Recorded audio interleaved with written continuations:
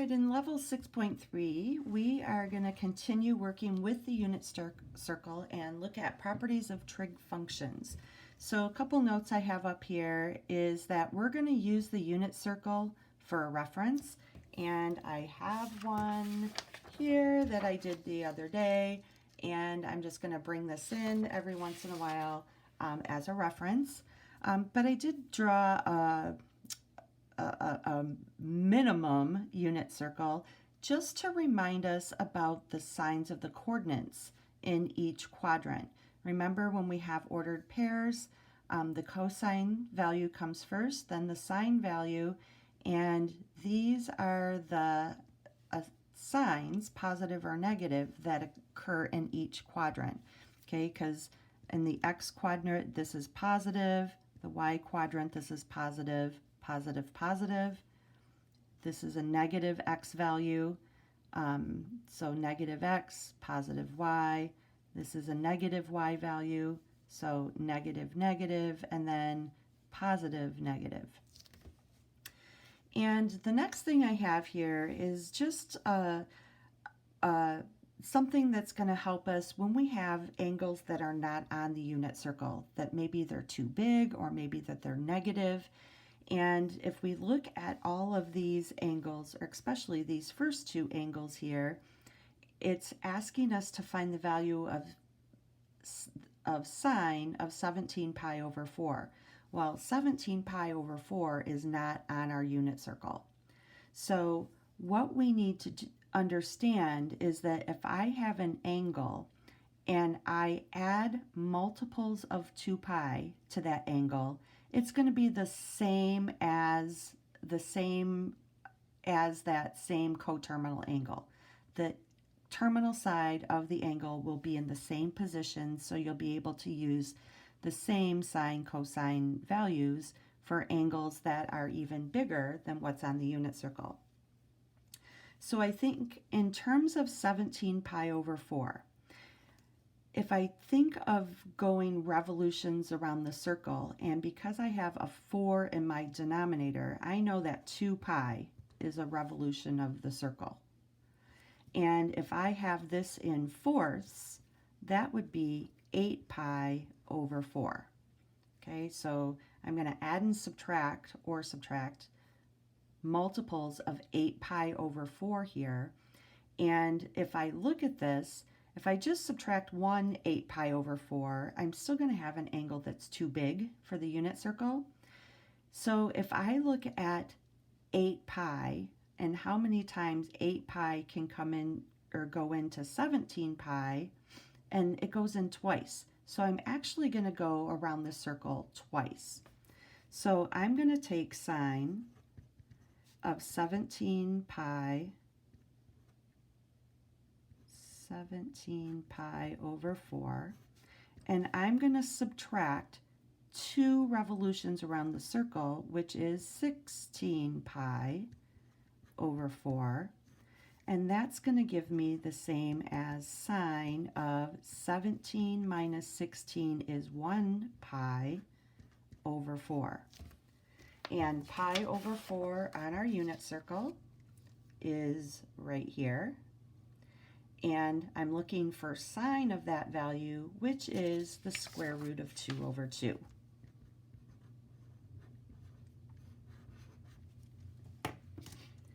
All right, so now let's think of 5 pi, definitely bigger than what's on the unit circle. Now I could count 1 pi, 2 pi, 3 pi, 4 pi, and 5 pi. However, if I just take sine of 5 pi and 1 revolution is 2 pi, how many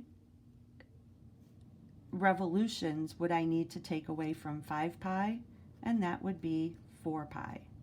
And that would be 2 revolutions around the circle, which would give me the same angle in standard position, which is pi, and the sine of pi, and we can do that pretty simple.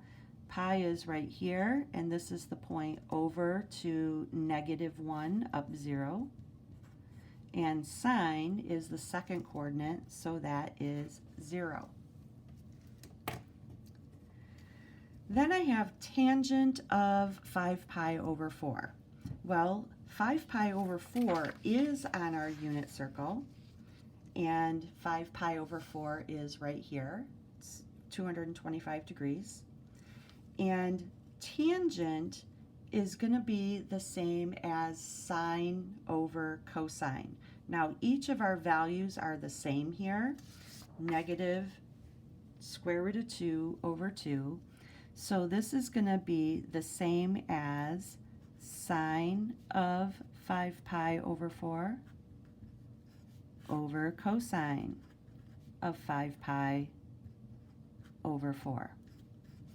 Well, this gives us negative square root of 2 over 2, and cosine also gives us negative square root of 2 over 2. And I could multiply by the reciprocal here, but I do know that anytime I divide a number by itself, I'm going to get 1. And that's also, I worry about the signs, a negative times divided by a negative is a positive. So my answer here is 1. In example 2, it says that if sine is less than 0, so sine is negative, and cosine is less than 0, which quadrant is the angle in? All right, so if I have cosine is negative and sine is negative, and I look back up here at my circle, both signs are negative in quadrant 3. So quadrant 3 is where that angle would be.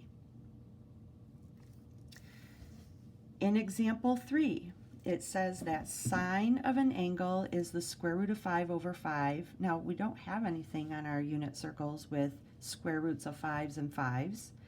And it says cosine of the angle is 2 square root of 5 over 5. Find the exact values of the 4 remaining trig functions. All right, well, we can do this a couple ways, but I prefer to use a visual on this. So in this case, sine is positive, cosine is positive. So in standard position, my angle is going to be in quadrant 1. Okay, so here's my angle.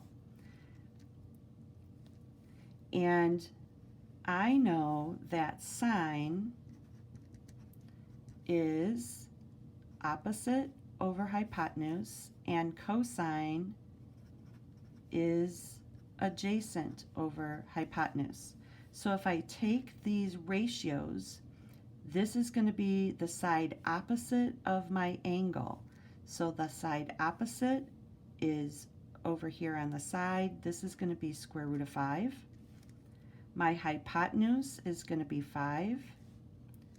Cosine is the side adjacent, so here's my angle, and this is the side adjacent, which is 2 square root of 5 over my hypotenuse, which we already set as 5. So we have the sine and the cosine values. Let's look at tangent. All right, so tangent of my angle is going to be opposite over adjacent. So I have the square root of 5 as the side opposite over 2 square root of 5, and the square roots of 5 cancel, and I'm left with 1/2. So tangent is 1/2. Now cotangent is going to be the reciprocal of this. So cotangent of my angle is just going to be 2. Now I need to find the reciprocal of sine and cosine. So that would be cosecant and secant. So cosecant of my angle is 1 over sine of my angle. which is just the reciprocal of my angle. So if I look at this, I'm going to have the square root of 5 now on the denominator and 5 on top. So I have 5 over square root of 5. So now what I need to do is, I don't like the square root of 5 in the denominator, so I'm going to rationalize the denominator by multiplying by the square root of 5 on top and bottom. This becomes 5 on the denominator and 5 square root of 5 on the numerator. Secant of an angle is 1 over cosine of that angle, which means this is the reciprocal. So the reciprocal of 2 square root of 5 over 5 would be 5 over 2 square root of 5. Again, I'll rationalize my denominator. Now, the square root of 5 times the square root of 5 is 5, so I can cancel that with the 5 on the top, and that gives me the square root of 5 over 2.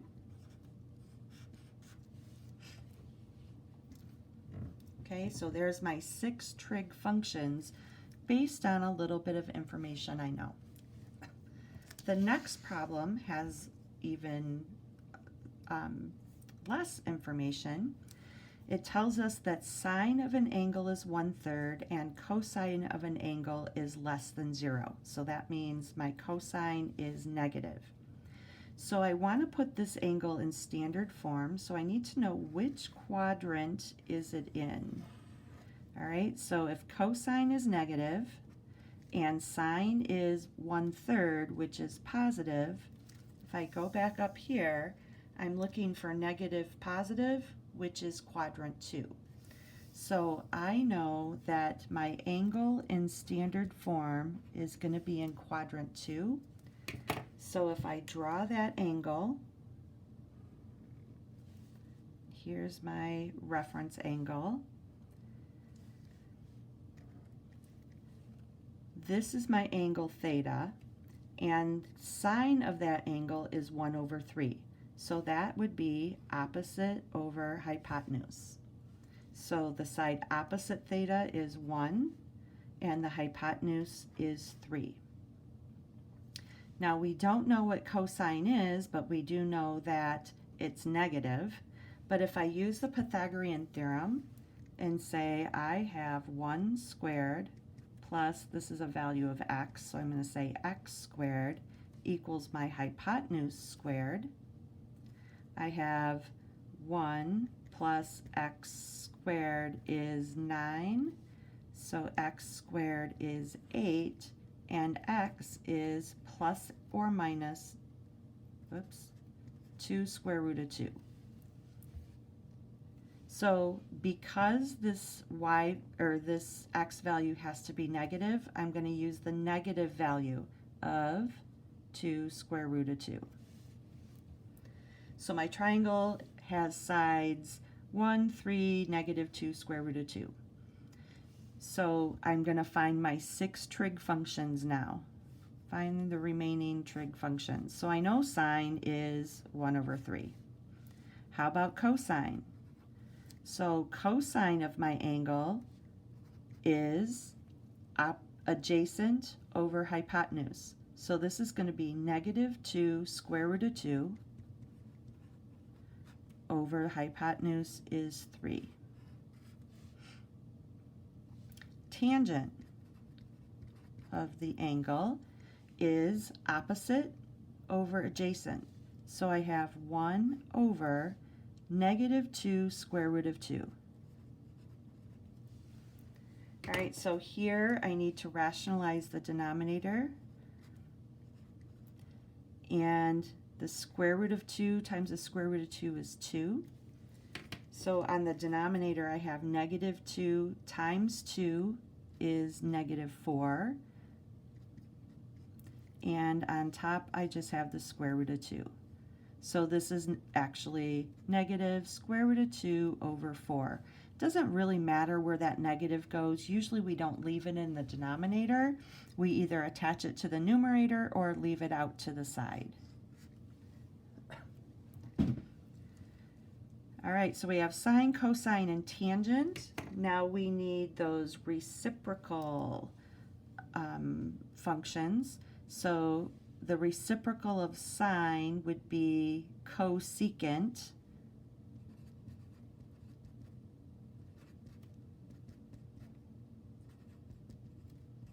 And in this case, the reciprocal of sine is just going to be 3 over 1. So the cosecant is 3. Then I have secant is the reciprocal of cosine. So I'm going to flip this over, and I have 3 over 2 square root of 2. This is negative. Okay, it doesn't matter where the negative goes. Now I need to rationalize that denominator. So this becomes now negative 3 square root of 2 over the square root of 2 square root of 2 is 2. 2 times 2 is 4. So the secant of that angle is going to be negative 3 square root of 2 over 4. So the last one we have is cotangent. So cotangent of the angle is 1 over tangent. So if I look at tangent, here we have square root of 2 negative over 4. If I flip it over, I'm going to have the square root of 2 in the denominator. So I can actually go back here to before I rationalize the denominator and flip it, and then I won't have to rationalize the denominator again. So this is going to be negative 2 square root of 2 on top and a 1 on bottom. All right, so this is just using the unit circle, putting angles in standard form, and then using the information that we have to complete a right triangle, and then finding the 6 trig functions from that. On the next page, it says that tangent of an angle is 1/2. Sine is less than 0, so sine is negative. Find the exact value of the remaining trig functions of theta. All right, so here, tangent is positive, and on my unit circle, well, it doesn't tell us about tangent, but the only way I can get tangent to be positive is to have the same sign for sine and cosine. So cosine also has to be less than 0. So that would give me cosine and sine less than 0, but when I divide them, I get a positive tangent. So this happens in quadrant 3. So in quadrant 3, let's draw a reference angle here, or a unit circle. And my angle is in quadrant 3, and I draw this up to the axes. This is the angle that I'm talking about, that's theta. All right, so I know tangent of this angle, and tangent is opposite over adjacent. This is 1/2. So from this angle, opposite is 1, adjacent is 2, and I don't know about the hypotenuse. And by the way, this here is -2 because it's in the negative direction, and because this is going down, this is -1. But if I use the Pythagorean theorem now, a squared plus b squared equals a hypotenuse squared, I'm going to have -1 squared plus negative 2 squared equals the hypotenuse squared. So this is 1 plus 4 equals hypotenuse squared. So the hypotenuse is the square root of 5. So this is square root of 5, and this is positive here because a negative times a negative is positive. Okay, so now I know that tangent is 1/2, but now I need to find all 6 trig functions. So sine of the angle that we got here, opposite over hypotenuse. So that's negative 1 over the square root of 5. And if I rationalize the denominator without even showing it, I'm going to have the square root of 5 negative square root of 5 over 5. That is the sine. Cosine is the side adjacent of my angle, so this is negative 2, over the hypotenuse, which is the square root of 5. And when I rationalize the denominator, top and bottom multiply by the square root of 5, I have negative 2 square root of 5 over 5. All right, so we know tangent of the angle is 1/2. Now we're going to find the reciprocals of these. So the reciprocal of tangent is cotangent. So cotangent of my angle is just going to be 1 over tangent, or the reciprocal of this is 2. Cosecant, the reciprocal is secant. And I can do the reciprocal of this, which I would have to rationalize my denominator, but I could also go back to this part. So if I flip this, I have negative square root of 5 over 2. And this one would be cosecant. And if I flip this, I'd have to rationalize again, so go back a step. The reciprocal of this is just going to be negative square root of 5. All right. So the next part, I'm not really sure why we put this in this section, but basic trig identities, these come from the Pythagorean theorem, and I'm not going to do a whole lot with these right now, but I think some of you may have heard sine squared plus cosine squared equals 1, and that is a Pythagorean identity. And then we have tangent squared plus 1 is secant squared, and 1 plus cotangent squared is secant squared. These are identities that are going to be used a lot in the next chapter, so in chapter 7.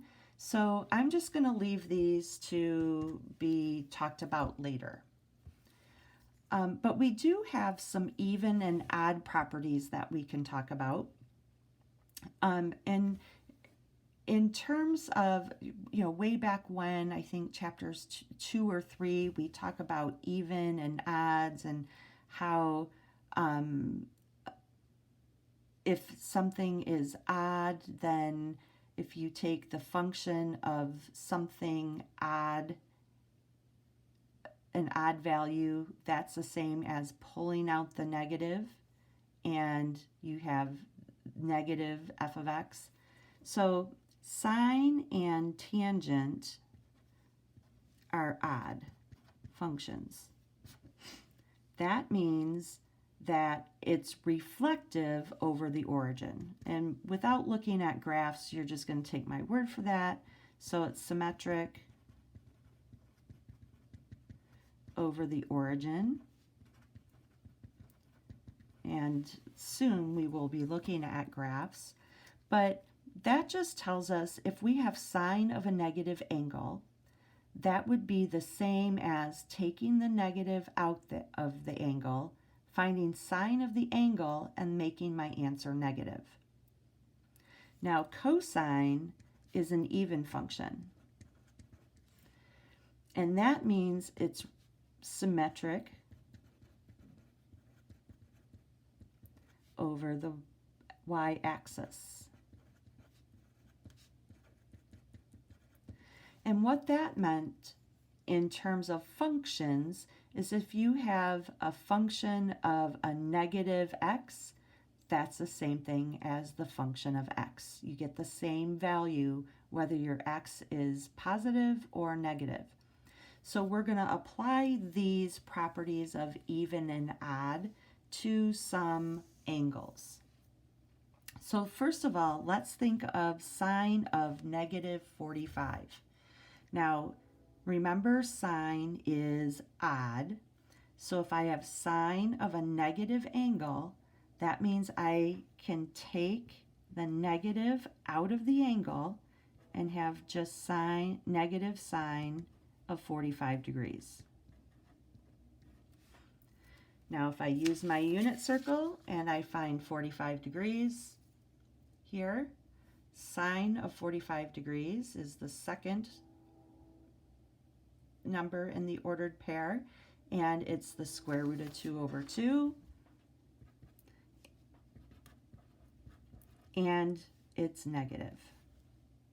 And that kind of makes sense because if I go negative 45 degrees, I'm going to go this way on my unit circle. I'm going to go clockwise, and sine of that angle is negative square root of 2 over 2. All right, so how about cosine of negative pi? Now the rule for cosine is that it's even, so cosine of a negative angle is the same as cosine of that angle positive. So this is the same as cosine of pi. Now pi has the ordered pair. Think about this. Pi is over here. This is negative 1, 0. And cosine is negative 1.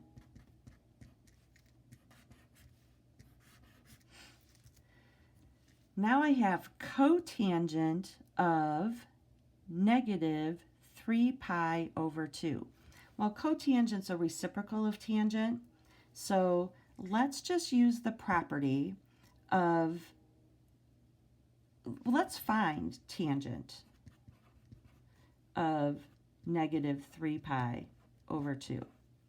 Using this property, that means I can take out the negative and find tangent of 3 pi over 2. All right, so going back here, 3 pi over 2 would give me, where's 3 pi over 2? Right here.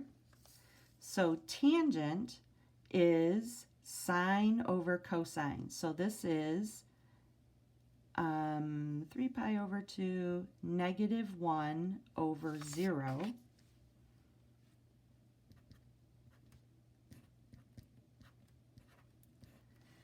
Okay, so this technically, tangent of 3 pi over 2 is 0, and the reciprocal of that for cotangent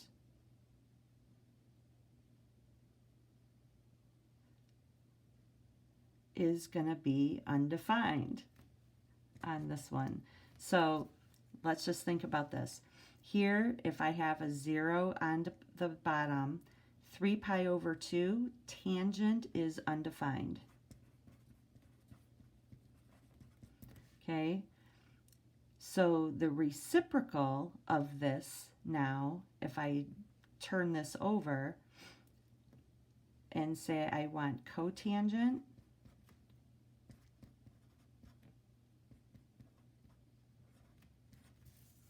I'm going to flip this over and I'm going to have 0 over negative 1, and this is negative, and this would just be 0.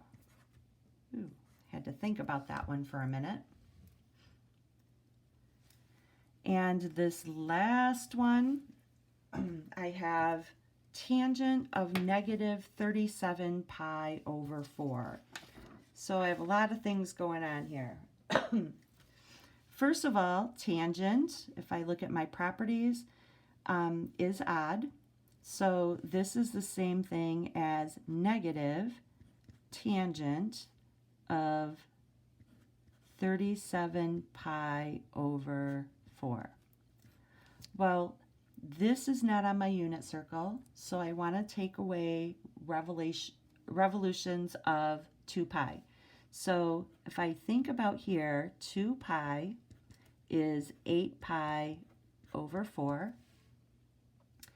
And the number that's closest to 37 pi over 4, that 8 pi over 4 will go into, would be 32 pi over 4. I'll explain that here in a second.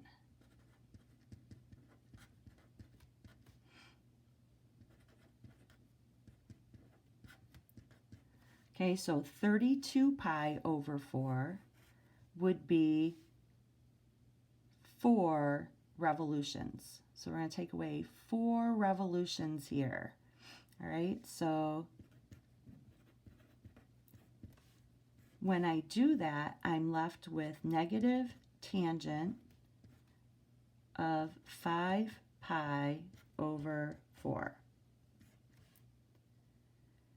All right, so let's look at tangent of 5 pi over 4. That's on our unit circle. Unit circle, 5 pi over 4 would be sine over cosine. So negative square root of 2 over 2 divided by itself. Negative square root of 2 over 2. So we're going to have the opposite of negative square root of 2 over 2 divided by negative square root of 2 over 2. This part right here is 1. Something divided by itself is 1, and we make it negative. And that's the answer. All right, so just using those properties, I think, can help us a little bit in terms of recognizing that sine and tangent, if I have a negative angle, I can just find tangent or sine of the angle and then make our answer negative. And recognizing that cosine of a negative angle is just the same as cosine of the angle.